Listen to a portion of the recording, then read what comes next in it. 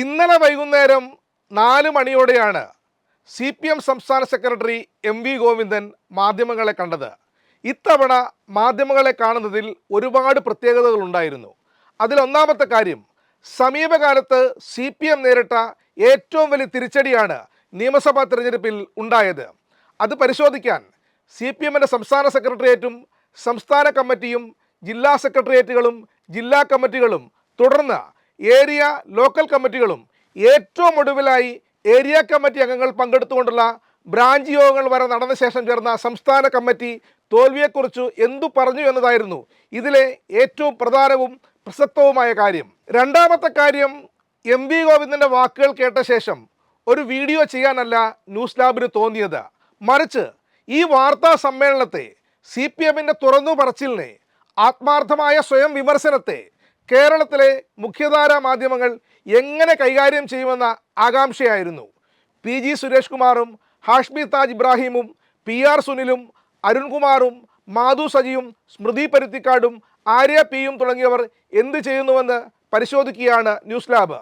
മാധ്യമങ്ങളെയും മാധ്യമപ്രവർത്തകരെയും അവർ ചെയ്ത വാർത്തകളുടെയും വിശകലനങ്ങളുടെയും അടിസ്ഥാനത്തിൽ വിലയിരുത്തുന്ന, വിമർശന വിധേയമാക്കുന്ന ന്യൂസ് ലാബിൻ്റെ പുതിയ എപ്പിസോഡിലേക്ക് പ്രിയ പ്രേക്ഷകർക്ക് സ്നേഹപൂർവ്വം സ്വാഗതം.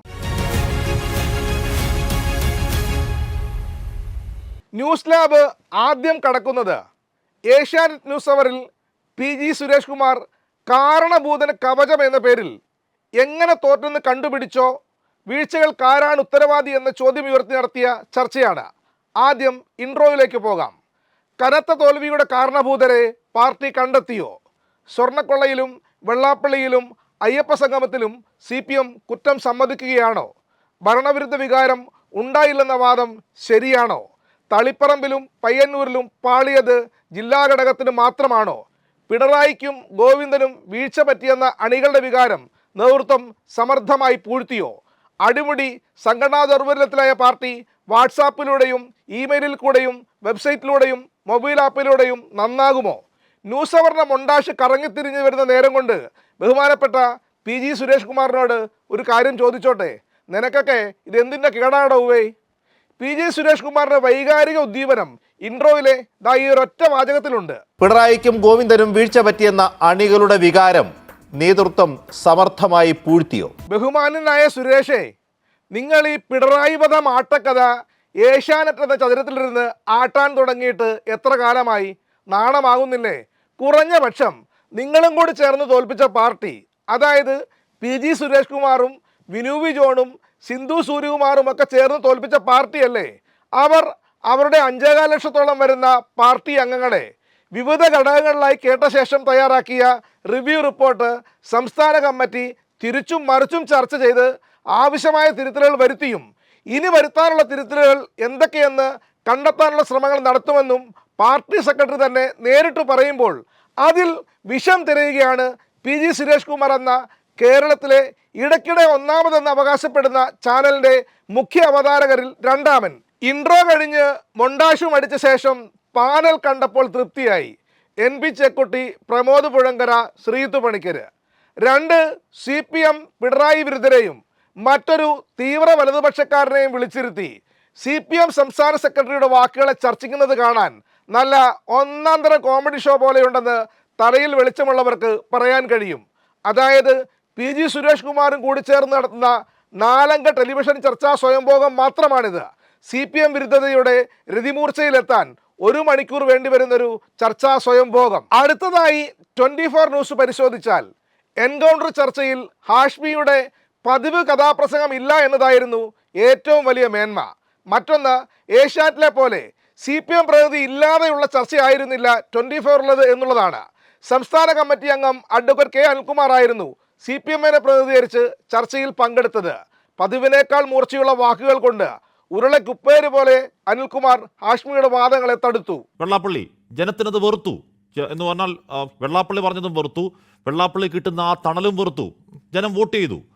അത് ജനത്തിൻ്റെ തെറ്റിദ്ധാരണയല്ല, അത് CPMന് പറ്റിയ പിഴവാണ്. ശ്രീ K അനിൽകുമാർ, ഏതാണ് പിഴവ്? ഈ വെള്ളാപ്പള്ളിയെ തള്ളിപ്പറയാതിരുന്നത് ഇതുവരെ അല്ല. അതെ, ഇപ്പം നമ്മൾ കണ്ടിട്ടുള്ള കാര്യം എന്താണ്? P. ജയരാജൻ പറഞ്ഞത് 2 വള്ളത്തിൽ കാലി വെക്കുന്ന കാര്യമല്ലേ?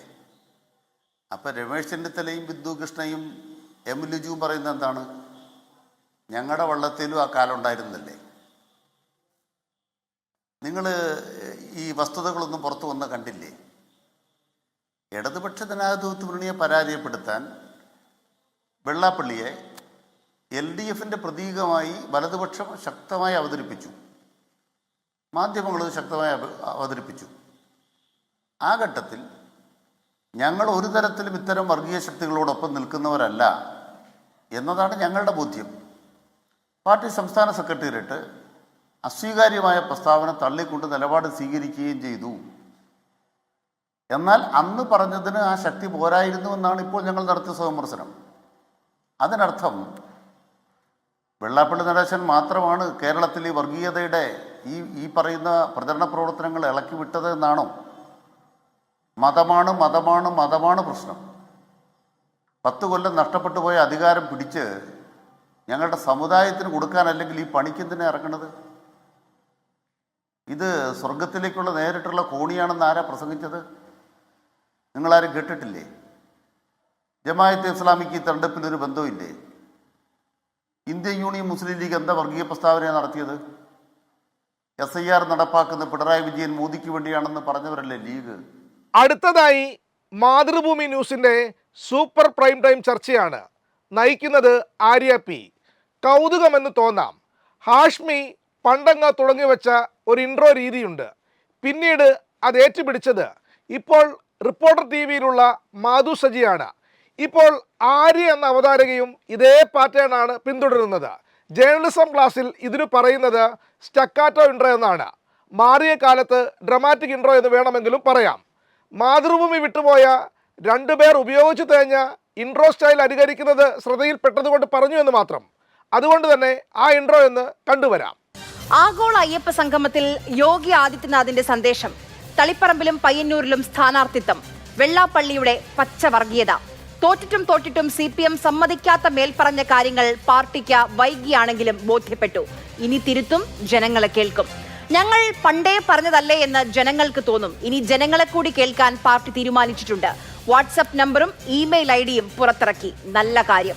ജനങ്ങളെ കേൾക്കാൻ നടത്തിയ നവകേരള യാത്രയിൽ ശരിക്കും പാർട്ടി കേട്ടത് ആരെയായിരുന്നു?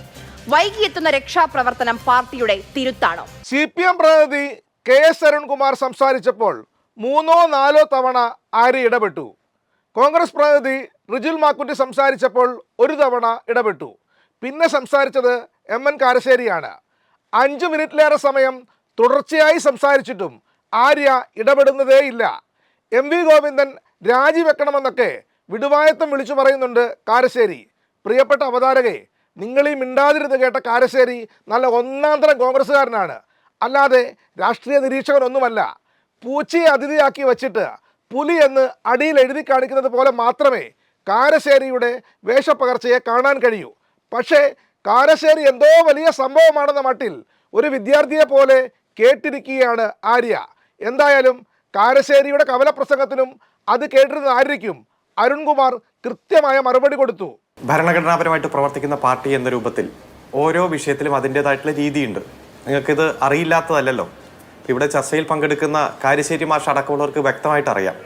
ജനങ്ങളെ തെറ്റിദ്ധരിപ്പിക്കാൻ വേണ്ടി നിരന്തരം ശ്രമിച്ചുകൊണ്ടിരിക്കുന്ന വ്യക്തികൾക്ക് അത്തരത്തിലുള്ള പ്രവൃത്തി തുടരും. ഇപ്പം അദ്ദേഹം പറഞ്ഞൊരു വാചകം, കേരള ചരിത്രത്തിൽ ഇത്രയും വലിയ തോൽവി ഇടതുപക്ഷത്തിന് ഉണ്ടായിട്ടേ ഇല്ല എന്ന്. അങ്ങയുടെ ശ്രദ്ധ 1977 അടിയന്തരാവസ്ഥയ്ക്ക് ശേഷമുള്ള തെരഞ്ഞെടുപ്പിൽ ഇതിലും വലിയ തോൽവിയും 17 സീറ്റിൽ CPM ഒതുങ്ങിയതുമെല്ലാം ചരിത്രത്തിന്റെ ഭാഗമാണ്. അങ്ങനെ ഒതുങ്ങുമ്പോഴും 2 വർഷം കഴിഞ്ഞപ്പോഴേക്കും ഞങ്ങൾ കേരളത്തിന്റെ ഭരണത്തിലേക്ക് തിരിച്ചു വന്നത് സമയം കിട്ടുമ്പോൾ കാരശ്ശേരി മാഷ് കേരളത്തിന്റെ ജനാധിപത്യ പോരാട്ടങ്ങളുടെയും തെരഞ്ഞെടുപ്പുകളുടെയും ചരിത്രം ഒന്ന് അനലൈസ് ചെയ്ത് പഠിച്ചാൽ കൊള്ളാം. കാരണം ഇത്തരം കാര്യങ്ങൾ അറിയില്ലാത്ത ആളല്ലല്ലോ. വീണ്ടും ജനങ്ങളെ തെറ്റിദ്ധരിപ്പിക്കാൻ വേണ്ടിയിട്ടുള്ള നിരന്തരമായിട്ടുള്ള ശ്രമമാണ്. ഇനി റിപ്പോർട്ടർ TVയിലേക്ക് വന്നാൽ ആദ്യ 10 മിനിറ്റ് PR സുനിൽ തിളയ്ക്കുകയായിരുന്നു. CPM എന്തോ മഹാ അപരാധം ചെയ്തു എന്ന മട്ടിലായിരുന്നു സുനിലിൻ്റെ ഓരോ വാക്കുകളും. സമയമുണ്ടായിരുന്നുവെങ്കിൽ സുനിലിൻ്റെ ഓരോ വാക്കിനും ന്യൂസ് ലാബ് മറുപടി പറഞ്ഞേനെ. അമ്മാതിരി ഊളത്തരമാണ് 10ൽ 9.5 മിനിറ്റും സുനിൽ ശ്വാസം വിടാതെ പറഞ്ഞു തീർത്തത്. എന്തായാലും ഇത്രയും കിടന്ന് തിളച്ച സ്ഥിതിക്ക് കുറച്ചെങ്കിലും പറഞ്ഞില്ലേൽ ന്യൂസ് ലാബിന് ഒരു സമാധാനം കിട്ടില്ല. സുനിലേ, ഈ രാജ്യത്ത് എത്ര പാർട്ടികളുണ്ട്? തെരഞ്ഞെടുപ്പ് പരാജയത്തിന് ശേഷം അതിലംഗങ്ങളായ മുഴുവൻ പേരെയും താഴേത്തട്ടിൽ വരെ പോയി കേട്ട ശേഷം ഒരു റിവ്യൂ റിപ്പോർട്ട് തയ്യാറാക്കുന്നത്? അതായത് 5.25 ലക്ഷം അംഗങ്ങളെ കേട്ട ശേഷം തയ്യാറാക്കിയ റിവ്യൂ റിപ്പോർട്ടാണ് CPM സംസ്ഥാന കമ്മിറ്റി അംഗീകരിച്ചത്. ഇതുവരെ കേട്ടത് പാർട്ടി അംഗങ്ങളെയാണെങ്കിൽ ബഹുജനങ്ങളെ കൂടി കേൾക്കാൻ CPM തീരുമാനിച്ചിട്ടുണ്ട്. പ്രത്യേക ഇമെയിൽ വഴിയും വാട്സാപ്പ് വഴിയും അഭിപ്രായങ്ങൾ കേൾക്കും. ഇങ്ങനെ ഒരു പരാജയം ഉണ്ടാകുമെന്ന് മുൻകൂട്ടി മനസ്സിലാക്കാൻ സംസ്ഥാന കമ്മിറ്റിക്ക് കഴിഞ്ഞിട്ടില്ല എന്ന കാര്യവും അംഗീകരിച്ചു. ഏതാണ്ട് 1 മണിക്കൂർ സമയമെടുത്താണ് MV ഗോവിന്ദൻ ഈ വിഷയത്തിൽ വ്യക്തത വരുത്തിയിട്ടുള്ളത്. അതുമാത്രമല്ല, ഈ റിവ്യൂ റിപ്പോർട്ട് ഇനി താഴെത്തട്ടിലേക്ക് പോകും. അതിനുശേഷം വീണ്ടും ബ്രാഞ്ചുകൾ ചേരും. ആദ്യഘട്ടത്തിൽ ലോക്കൽ തലത്തിലും 2ാം ഘട്ടത്തിൽ നിയമസഭാ മണ്ഡലം കമ്മിറ്റി അടിസ്ഥാനത്തിലും 3ാം ഘട്ടമായി ജില്ലാ അടിസ്ഥാനത്തിലും റിപ്പോർട്ടുകൾ തയ്യാറാക്കും. ആ റിപ്പോർട്ടുകൾ സംസ്ഥാന കമ്മിറ്റി പരിശോധിക്കും, പഠിക്കും. ഇതിനു പുറമെ ഓഗസ്റ്റിൽ ജില്ലാ സെക്രട്ടേറിയറ്റ് അംഗങ്ങളും സംസ്ഥാന കമ്മിറ്റി അംഗങ്ങളും ഒരുമിച്ചിരുന്ന് തോൽവിയെക്കുറിച്ച് വീണ്ടും വിലയിരുത്തും. സാധാരണ ഒരു പാർട്ടി കൺവെൻഷൻ അപ്പുറമുള്ള സംഘടനാ നടപടികളിലേക്കാണ് CPM കടക്കുന്നതെന്ന് വ്യക്തം. എന്നിട്ടും എന്തിനാണ് സുനിലെ ഇങ്ങനെ കിടന്ന് വെട്ടിത്തിളയ്ക്കുന്നത്? ആ തിളപ്പിൽ നിന്നും അല്പം മാറിയിരുന്ന് നമുക്കല്പം ചിരിക്കാം. ശരിയായ വിലയിരുത്തലാണ് എന്ന് എനിക്ക് തോന്നുന്നില്ല. അങ്ങേയറ്റം രാഷ്ട്രീയ സത്യസന്ധത ഇല്ലായ്മ പ്രകടമായിരുന്നു വാർത്താസമ്മേളനത്തിൽ പാർട്ടി സെക്രട്ടറി എന്നുള്ളതാണ് എനിക്ക് പറയാനുള്ളത്. ഒരുപക്ഷെ പാർട്ടി യോഗത്തിനകത്ത് വിലയിരുത്തി കാണാം. ലക്ഷക്കണക്കിന് പ്രവർത്തകരുടെ എല്ലാം അഭിപ്രായം തേടിയ ശേഷമുള്ള റിവ്യൂ റിപ്പോർട്ട് കിട്ടിയതിനു ശേഷമുള്ള വിലയിരുത്തൽ എന്ന മുഖവരിയോടുകൂടിയാണ് പാർട്ടി സെക്രട്ടറി തുടങ്ങിയത്. പക്ഷേ വാർത്താസമ്മേളനത്തിലുടനീളം നേരത്തെ പറഞ്ഞ കാര്യങ്ങൾ അതിനെ എങ്ങനെയൊക്കെയാണ് അതിനെ ട്വിസ്റ്റ് ചെയ്ത് ഇപ്പോൾ പറഞ്ഞിരിക്കുന്നത് എന്നുള്ളത് നമ്മൾ പരിശോധിക്കേണ്ടി വരും. വാർത്താ സമ്മേളനത്തിൽ MV ഗോവിന്ദൻ പറഞ്ഞ 2 കാര്യങ്ങൾ പ്രത്യേകം ശ്രദ്ധ അർഹിക്കേണ്ട ഒന്നാണെന്ന് ന്യൂസ് ലാബ് കരുതുന്നു. ഒന്ന്, ലോകത്ത് പൊതുവെ വലതുപക്ഷ സ്വാധീനം ശക്തിപ്പെട്ടു വരുന്ന കാലമാണിത്. രാജ്യത്തും അത് പ്രകടമാണ്. കേരളവും അതിൽ നിന്നും മുക്തമല്ല. കേരളത്തിൻ്റെ ചിന്താമണ്ഡലത്തിലുമുണ്ട് ഇക്കാര്യം എന്ന് നമുക്കറിയാം. രണ്ടാമതായി MV ഗോവിന്ദൻ പറഞ്ഞ വാക്കുകൾ ഇങ്ങനെയായിരുന്നു: സ്വത്ത രാഷ്ട്രീയ ചിന്തകൾ മുന്നോട്ട് വയ്ക്കുന്നത് യഥാർത്ഥത്തിൽ CPM-നെ ദുർബലപ്പെടുത്താൻ തന്നെയാണ്. സ്വാഭാവികമായും വെള്ളം കിടക്കാത്ത അറകളായി ഓരോ ജാതി മത വിഭാഗങ്ങളെയും അണിനിരത്തുക, ഇത് കേരളത്തിൽ നടന്നിട്ടുണ്ട്. സ്വത്ത രാഷ്ട്രീയ ചിന്തകൾ കേരളത്തിൽ വല്ലാതെ സ്വാധീനിച്ചിട്ടുണ്ട്. MV ഗോവിന്ദൻ പറഞ്ഞ വാക്കുകളെ അതിൻ്റെ ശരിയായ അർത്ഥത്തിൽ പരിശോധിച്ചാൽ കേരളീയ സമൂഹത്തിൻ്റെ ഇന്നത്തെ രാഷ്ട്രീയ നേർചിത്രം നമുക്ക് കിട്ടും. അവിടെയാണ് ഇടതുപക്ഷത്തിൻ്റെ തോൽവിയുടെ യഥാർത്ഥ കാരണം ഒളിഞ്ഞു കിടക്കുന്നതും. ന്യൂസ് ലാബിൻ്റെ ഇന്നത്തെ ലക്കം പൂർണ്ണമാകുന്നു. അഭിപ്രായങ്ങളും നിർദ്ദേശങ്ങളും കമൻറ്റ് ബോക്സിൽ പങ്കുവെക്കാം. വിമർശനങ്ങളെ ഏറെ സ്നേഹത്തോടെ സ്വാഗതം ചെയ്യുന്നു. നന്ദി, നമസ്കാരം.